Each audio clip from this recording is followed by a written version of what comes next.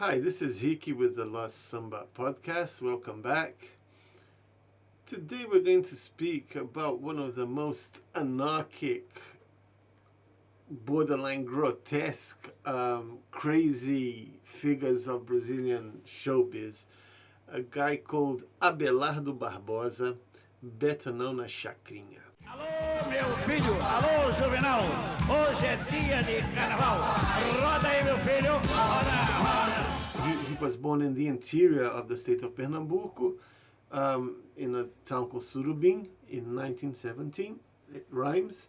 Because of his father's job, they moved to many towns. He lived in the state of Paraíba also.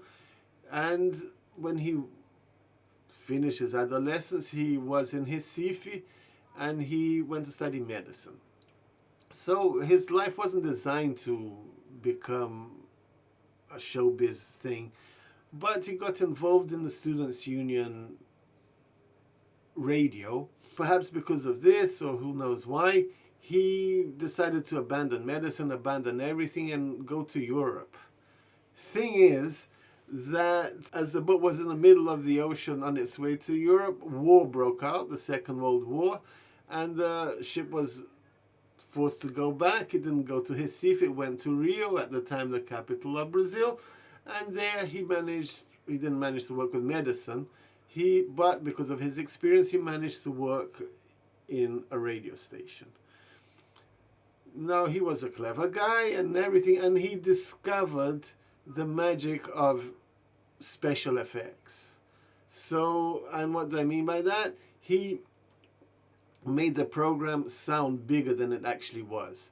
So when he received guests, he put on all sorts of effects, and it seemed that the auditorium was full of people, and the audience was excited to receive his guests and everything, and that worked. And the program became quite famous. He became well known. This was like in the late 40s, early 50s. When television arrived, because his audio show was almost visual because of these effects, it was easy for him to get into television. And of course, as you could predict, the show was a huge success.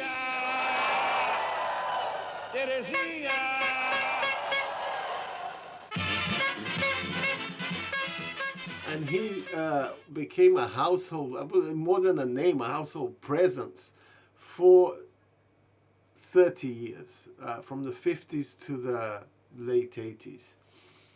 In television, he went beyond doing the audio quirks or the audio special effects. He looked like a clown, but if he were a clown, he would be something like the Joker, the Batman's Joker, because he was pretty evil. He was very cruel. His shows were a bit like Britain's Got Talent, with new numbers, but just singing, not circus acts and stuff like that. He got a gadget borrowed from the Marx Brothers. He had a horn, right? So whenever he'd stand next to the singer with the horn. Whenever the singer went out of tune, or if he was rubbish, he'd just horn him. Tá apaixonado, hein? Conhece, senhora? No tranco da árvore, o sincero meu ex-amor.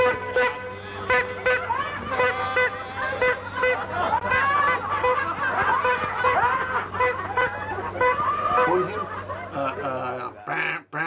and he would give him the trophy pineapple. Like, pineapple in Brazil is not like in the UK or in the United States. It's not seen as a posh or refined fruit. It's like rubbish fruit. So the guy would be horned, and he would receive the pineapple trophy.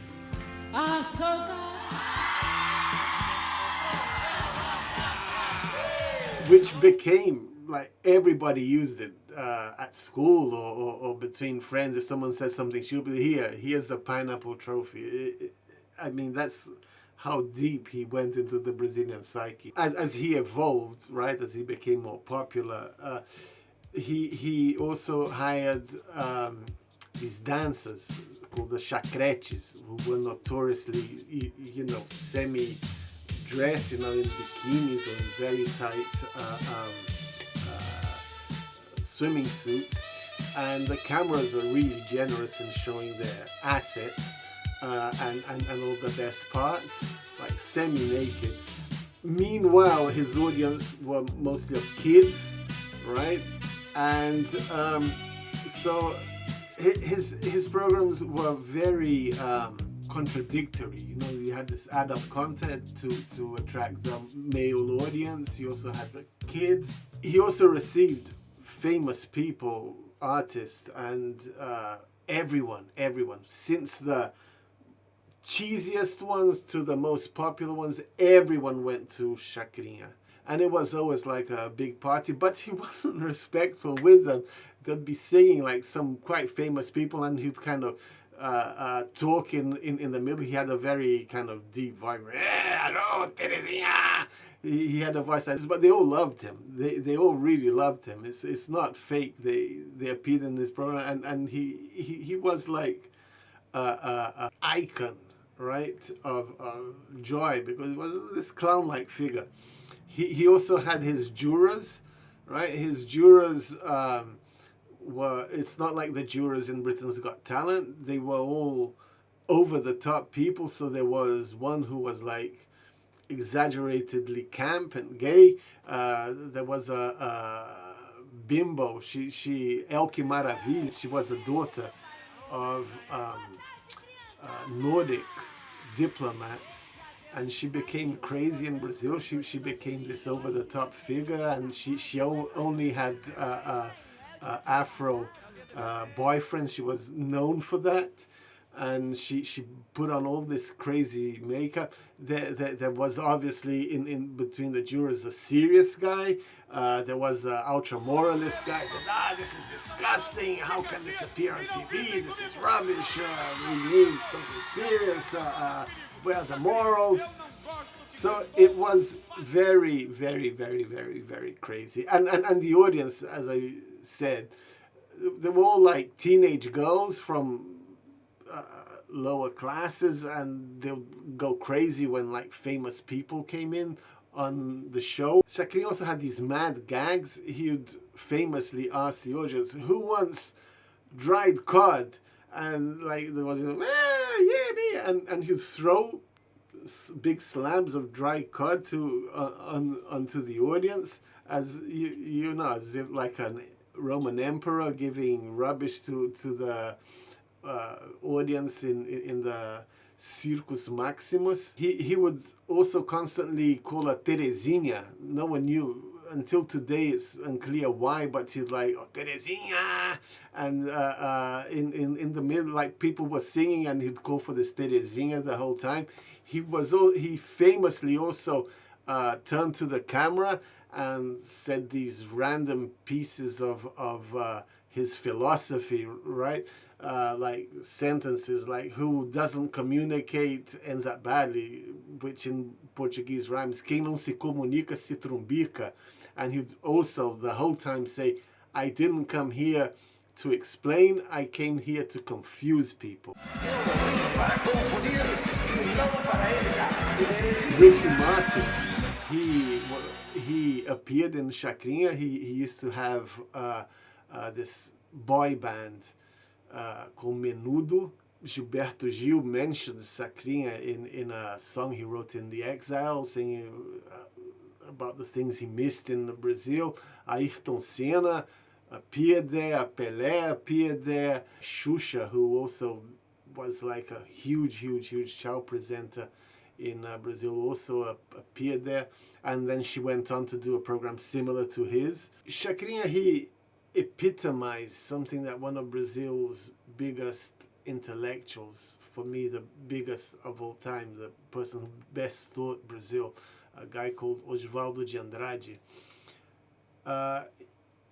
and he talks about the cannibalistic or anthropophagic aspect of Brazilian culture, of Brazilian existence, in that first the Indians who used to live in Brazil, or the natives who used to live in Brazil, they used to eat the captives. They used to captive Europeans and eat them. There's a famous episode that they captured a bishop who, funnily enough, was called Bispo Sardinha, Bishop Sardine. But they didn't end up eating him because he cried when he was about to be eaten. They let him go because they didn't eat cowards. So Oswaldo de Andrade speaks about this aspect of Brazilian culture of getting what comes from abroad, eating it, and then regurgitating something that's very Brazilian. And Chacrinha was epitomized that. He got all the modern technology at the time, was modern, no, it's not modern anymore, but radio, television, and he gave it a Brazilian feel. It was a Brazilian thing. The Tropicalia was also kind of influenced by this. They got all the influences from abroad, and they presented it in a new way, in a Brazilian way. And unfortunately, Brazil has gone, as the rest of the world, it's very polarized between right and left. It's become very political, and it lost this side, which unfortunately it hasn't done the anthropophagic thing of getting it and giving it a Brazilian and colorful version. So here's the guitar. These are very easy songs. This song I'm going to play now is Chacrinha's trademark. It played from the first program he ever did until the last one. It was the introduction to his program. And it's a frevo because he comes from Pernambuco, the land of frevo. I don't know if it was he who wrote it or someone else, but anyone of my generation would know that. Of the generations that came after, the generation preceding, this, everyone knew this. So there you go. Abelardo Barbosa está com tudo e não tá prosa. Menino levado da breca, Chacrinha me domina com a sua discoteca. Ó Terezinha, é barata discoteca do Chacrinha. Ó Terezinha, é barata discoteca do Chacrinha.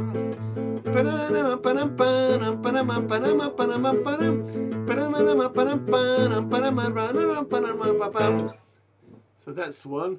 And then to demonstrate Chacrinha's tendency towards what Oswaldo de Andrade called the anthropophagy, or the anthropophagy of Brazilian culture, this song is about break dancing, but it has nothing to do with break dancing.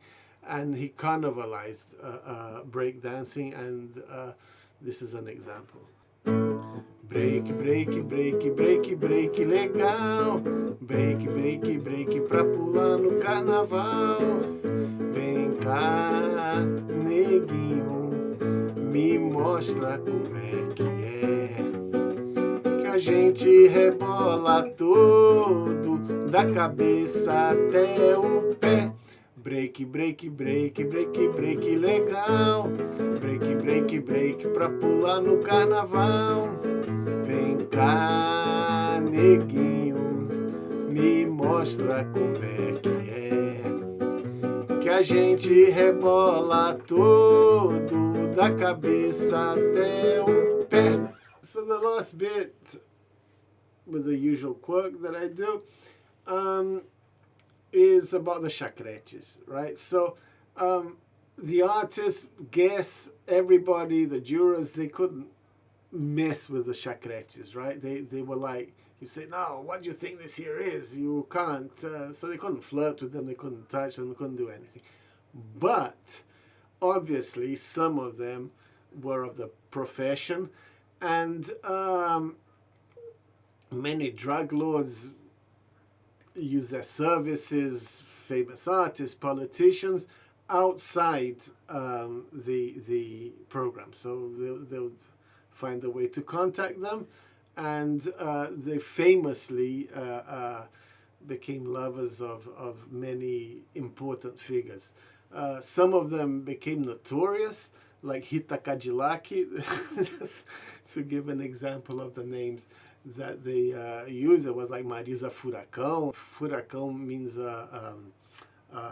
tornado. Some tried to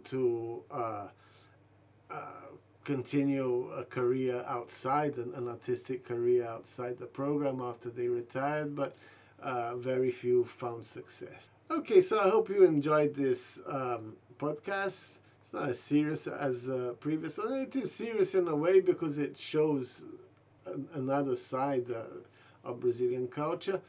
But I hope you enjoyed it, and I hope to see you next week. Bye.